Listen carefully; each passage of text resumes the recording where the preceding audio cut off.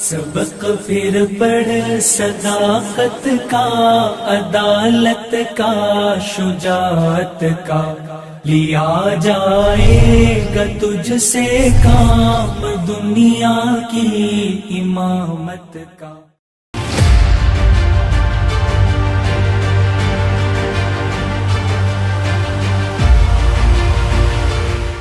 شیر کی ایک دن کی زندگی گیدڑ کی 100 سالہ زندگی سے بہتر ہے۔ اس قول کا یہ مطلب ہے کہ آزادی اور خودداری صرف ایک دن کی زندگی برسوں غلامی میں پیسنے اور ڈر اور خوف میں جینے سے کئی زیادہ بہتر ہے۔ حضرت ٹیپو سلطان رحمۃ اللہ علیہ کی زندگی یہ پیغام دیتی ہے کہ غلامی کے خلاف آواز اٹھاؤ، کبھی بھی دشمن کے سامنے خوف سے مت بھاگو بلکہ اس کا مقابلہ کرو جس طرح شیر اپنا شکار کرتا ہے۔ وہ شیر محسوس حضرت ٹیپو سلطان ہی تھے جنہوں نے سب سے پہلے کھل کر انگریزوں کے خلاف لڑائی کا اعلان کیا۔ انگریزوں کی راتوں کی نیند چین چھیننے والے حضرت ٹیپو سلطان ہی تھے، کیونکہ بھارت میں ایسٹ انڈیا کمپنی کا سب سے بڑا چیلنج حضرت ٹیپو سلطان رحمۃ اللہ علیہ کو شکست دینا تھا، لیکن ہر بار انگریزوں کو ناکامی کا سامنا کرنا پڑتا تھا۔ اور ٹیپو سلطان بہادر کے علاوہ جنگی حکمت عملی کے بھی ماہر تھے، اور میدان جنگ میں حضرت ٹیپو سلطان سب سے پہلی مرتبہ میزائل کا استعمال کیا، جن کے میزائل آج بھی لندن کے میوزیم میں رکھے ہوئے ہیں۔ اسی لیے حضرت ٹیپو سلطان کو میزائل مین بھی کہا جاتا ہے۔ جب وہ میدان جنگ میں میزائل داغتے تو انگریز سپاہی دیکھا کرتے تھے کہ آسمان پر ایک چیز پرندے کی طرح اڑتے آ رہی ہے، جب یہ پھٹتی ہے تو تباہی ہو جاتی ہے، لہٰذا جیسے ہی انہیں آسمان پر دھواں اور آواز آتی تو انگریز فوج ادھر ادھر بھاگ جاتی تھی، یعنی افراتفری کا ایک عالم مچ جاتا تھا۔ اس کا مطلب حضرت ٹیپو سلطان کے پاس بڑے ہی خطرناک راکٹ تیار کیے گئے تھے، جن راکٹوں کے ذریعے سے کنکریوں کی طرح لوہوں کے چھری بارش کی طرح برستے تھے۔ جب یہ دشمن کے سپاہیوں پر گرتے تو گویا فوج کے لوگ زخمی ہو جاتے تھے اور دوبارہ جنگ لڑنے کے قابل ہی نہیں رہتے تھے۔ گویا ٹیپو سلطان کی راکٹس دشمنوں کے موت کا سامان بنی ہوئی تھی، جس کے داغنے کے بعد انگریز فوج کے جنازے اڑتے تھے۔ اے پی جے عبدالکلام نے اپنی بایوگرافی ونگز آف فائر میں ٹیپو سلطان کی میزائل سازی کا تفصیل سے ذکر کیا ہے۔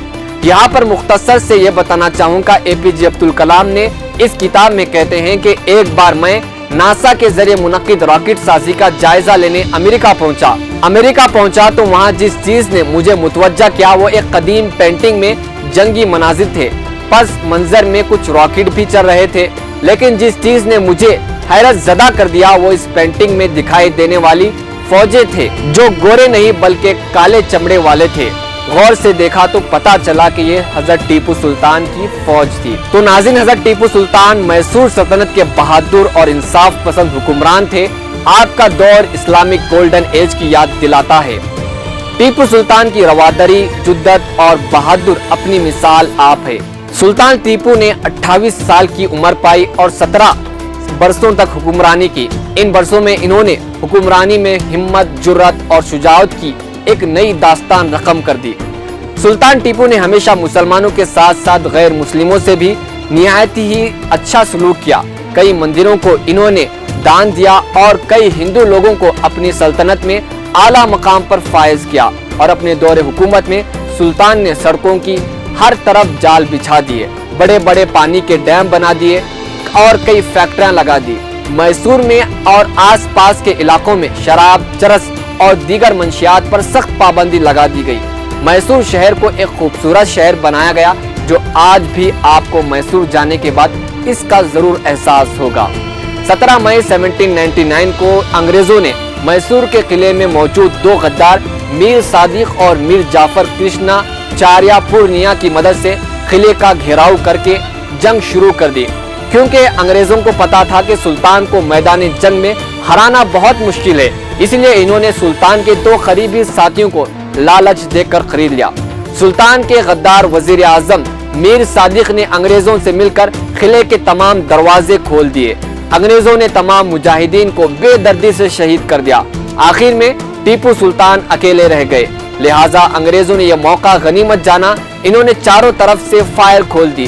ایک گولی حضرت ٹیپو سلطان کے سینے میں جا لگی جس سے وہ زمین پر گر گئے۔ جب ایک انگریز فوجی ٹیپو سلطان کے قریب پہنچا کہ دیکھنے کے لیے کیا واقعی میں حضرت ٹیپو سلطان مر گئے ہیں، لیکن اس وقت بھی ٹیپو سلطان اپنی تلوار سے یعنی ان کے آخری لمحات چل رہے تھے کہ شہادت کے قریب تھے، اس وقت بھی حضرت ٹیپو سلطان نے اس انگریزی فوج کے کمانڈر کو موت کے گھاٹ اتار دیا، جس کے بعد ٹیپو سلطان کو فائرنگ کر کے شہید کر دیا گیا۔